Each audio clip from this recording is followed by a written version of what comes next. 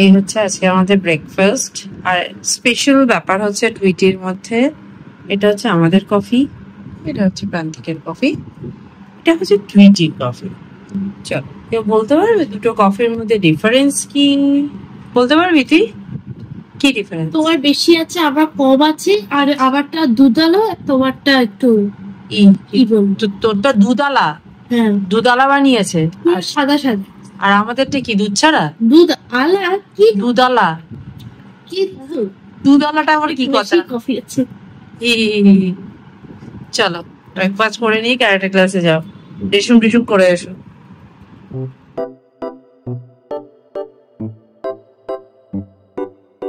তুই বাড়ি ছেড়ে যাস না, যাস না তুই বাড়ি ছেড়ে, বাড়ি ছেড়ে চলে যাচ্ছে, বাড়ি ছেড়ে চলে যাচ্ছে। ও হ্যাঁ ভগবান, তো খেতেই হবে। বাড়ি ছেড়ে চলে যাস না। যাবো তো। কোথায় যাবি বাড়ি ছেড়ে? বাড়ি ছেড়ে অনেক দূরে দেশে চলে যাবো। আজকে চিকেন রান্না করছি, ভেবে দেখ। দেখ চলে আসলে জান বাবা, এই 1 ঘন্টা পরে চলে আসবো ইউএস থেকে। ইউএস থেকে তুই 1 ঘন্টা পরে চলে আসবি? হ্যাঁ, আমি তো সুপার ওম্যান। উমেন? তুই কবে থেকে উমেন হয়ে গেলি? আমি জলে উপর দিয়ে উড়ে চলে যেতাম। সুপার গার্ল না সুপার উমেন? আরে ব্যাগপত্র নিয়ে যাচ্ছিস কোথায়? শোন, বাড়িতে থাক। শ্বশুর বাড়ি, শ্বশুর বাড়ি গেলে যে কি মজা। জলের বোতলটা পড়ে যাবে, তুই হাতে নিয়ে নে। জুতোটা পরা হয়ে গেলে হাতে, হ্যাঁ ওটা রাখ হাতে নিয়ে। শোন, জামা কাপড় নিয়ে যাওয়ার কি আছে?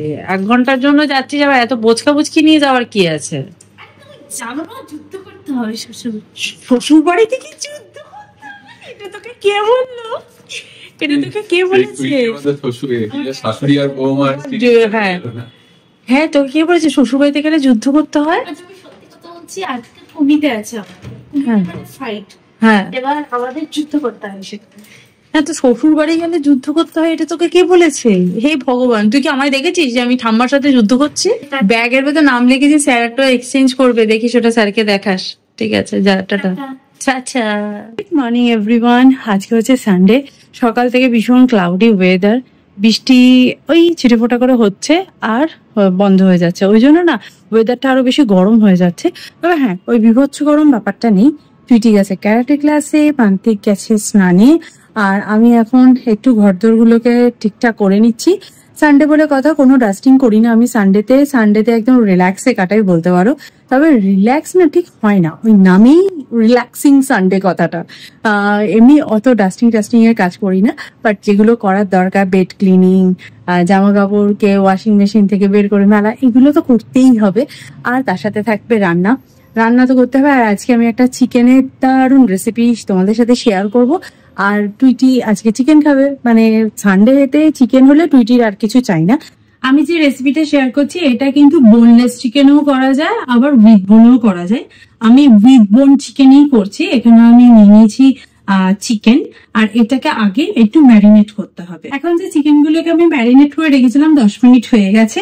এবার দেখো, এই চিকেন গুলো তোমরা একটু কড়াইয়ে তেল দিয়ে উল্টে পাল্টে হালকা করে ভেজে নিতে পারো, বাট আমি একটু তেলটা কম ইউজ করি, সেই জন্য আমি এটাকে ওভেনের মধ্যে দেবো। ট্রের মধ্যে ভালো করে এগুলোকে সাজিয়ে নেবো, সাজিয়ে নিয়ে এটাকে আমি ওভেনে একটুখানি ফ্রাই করে নেবো। এখানে নিয়েছি চিকেন, আর চিকেনটাকে ম্যারিনেট করবার জন্য এখানে আমি কিছু মশলা নিয়েছি, যেমন red chilli powder, cumin powder, coriander powder, এটা গরম মশলা আর সল্ট। আর কিউমিন পাউডার, কোরিয়ান্ডার পাউডার গুলো দেখবে একদম পাউডার ফর্মে নেই, একটু ক্রাশ করা রয়েছে, মানে একদম গুঁড়ো নয়। কোরিয়ান্ডারটাও তাই এবং কিউমিনটাও তাই। এই সমস্ত মশলাগুলো আমি এখন চিকেনের মধ্যে অ্যাড করে দেবো। আর এর মধ্যে আমি অ্যাড করব একটুখানি টক দই, এবং এটাকে খুব ভালো করে মিক্স করে নেবো। আর ভালো করে এটা একটু 10 মিনিটের জন্য ম্যারিনেট করে রেখে দেবো। এখানে চিকেনটাকে ম্যারিনেট করে রেখেছি, আর এখানে আমি একটু পোস্ত আর কাজু বাদামকে কিছুক্ষণের জন্য ভিজিয়ে রেখেছি, এটাকে একটা পেস্ট বানাবো, বাট এখন না, একটু পরে। আর এটাকে 10 মিনিটের জন্য আমি এটাকে ম্যারিনেট করে নেবো। ওভেনে ফ্রাই করলে কি হবে, এতে তেলটা একটু কম লাগবে আর সুন্দর করে ফ্রাইও হয়ে যাবে, মানে তেল লাগবেই না আর কি। যদি তোমরা তেল একটু কম খেতে চাও তাহলে অবশ্যই এটা ওভেনে একটু গ্রিল করে নেবে বা এয়ার ফ্রায়ারে একটু ফ্রাই করে নেবে। চিকেন গুলোকে ভেবে সাজিয়ে নিয়েছে, আর এই যে মশলাটা রয়েছে এটা কিন্তু ফেলবো না, এটা থাকবে, এটা গ্রেভি বানানোর টাইমে আমি ইউজ করবো। চিকেন গুলোকে আমি এখন এখানে এয়ার ফ্রাই হতে দেবো।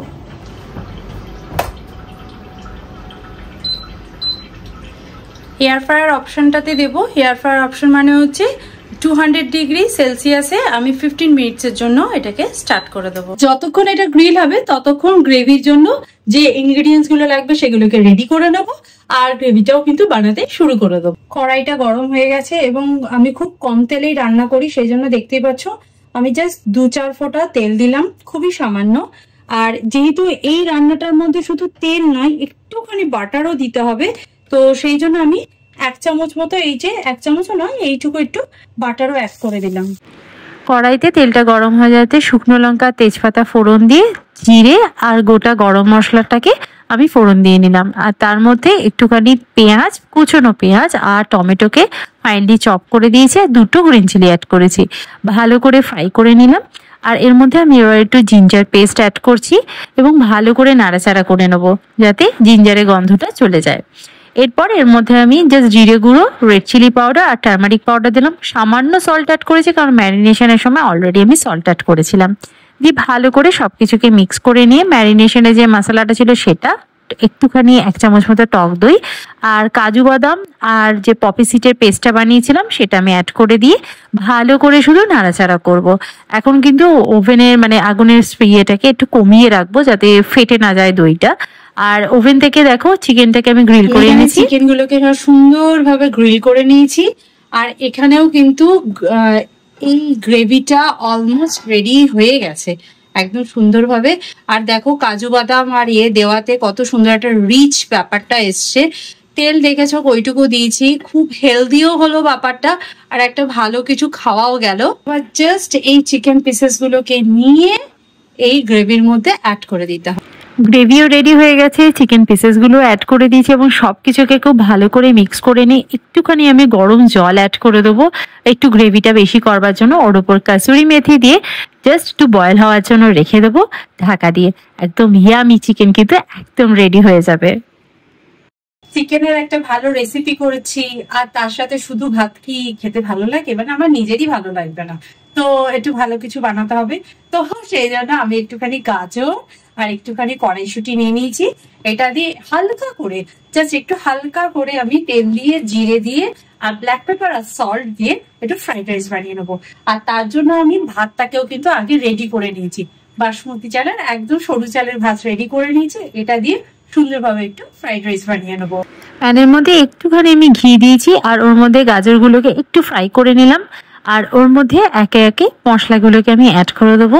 সিম্পল মশলা দিয়েও কিন্তু খুব টেস্টি রাইস বানানো যায়। এই রাইসটা আমি মাঝে মাঝে কিন্তু টুইটি টিফিনেও দিই।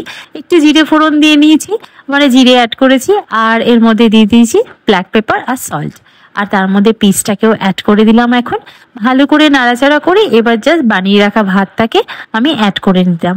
এর মধ্যে একটুখানি ভিনেগার আর একটুখানি সয়া সস দিয়ে ভালো করে মিক্স করে নেবো। ইয়ামি এবং টেস্টি ফ্রাইড রাইস রেডি। গন্ধ শুকে চলে এলি শ্বশুরবাড়ি থেকে? শ্বশুরবাড়ি থেকে অবস্থা করবো ভেবে অস্থির। আর আমার বন্ধু সেখানে ছিল, আমি আমার বন্ধুকে নিয়ে এলাম। এবার আমার বন্ধু আজকে কি শেখালো গাড়িটাতে? আজকে শুধু কাকাই করা না, মিটেই করা। আচ্ছা যা হাত মুখ ধো দিয়ে চান টান কর যা। চলো পিঠান নিতে আমার পিঠা শোনা পেরেছি। তুই করগে, আমার ওইসব ঘেমো গায়ে গরম লাগছে না? এই ভোটকা বস্তা মার্কা জামাটা পরে আছে, তার ভেতর আবার একটা জামা, গরম লাগে না রে? যা শ্যাম্পু করগে যা। তার উপরে কাটছি, তাই এর উপর আবার এই বস্তা কাট পরেছিলিস? ওটা তো এসিতে ছিলিস, এখন তো এসিতে নেই, জামা কাপড় খোল। বলি দেখেছিস আজকে কি বানিয়েছি? এই তো বাড়ি ছেড়ে চলে যাচ্ছিলিস, এই গন্ধে গন্ধে চলে এলি, এটা কি ঠিক হলো? হ্যাঁ, এই তো বাড়ি ছেড়ে সকালবেলা ব্যাগপত্র গুছিয়ে, ও ভালো খাবার চক্করে বাড়িতে চলে এসেছিস? ভালো খাওয়াইনি বলে সেই জন্য গন্ধে চলে এসেছি। হ্যাঁ ভগবান, যদি আজকে মাছের ঝোল রান্না হতো তাহলে কি আজকে আসছিস না? আজকে মাছের ওখানে তো এমনিও মাছের ঝোল রুটি খেতে নিয়েছে। মাছের ঝোল রুটি কোথায়? রুটি আর ডাল কোথায়? শ্বশুর বাড়িতে। বাবা, শ্বশুর বাড়িতে ভালো খেতে না দিলে চলে আসবে রে।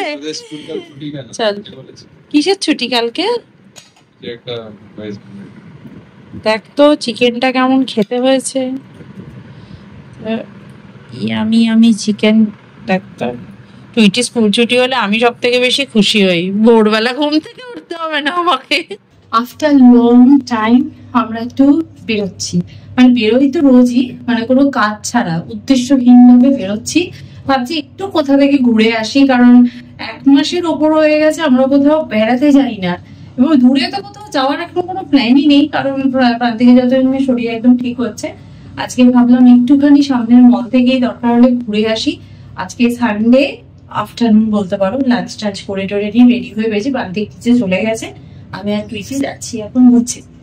কারণ বাড়িতে বসে থাকতে থাকতে আমি বোর হয়ে যাচ্ছি, তারপর তো শুধু বসে থাকতে থাকতে না, বাড়ির কাজ করতে করতে টুইটিকে শুধু দিয়ে আসা নিয়ে আসা করবার জন্য আমি শুধু বাড়িতে বেরোবো, আদারওয়াইজ বাড়িতে বেরোনোর কোনো প্ল্যান থাকে না।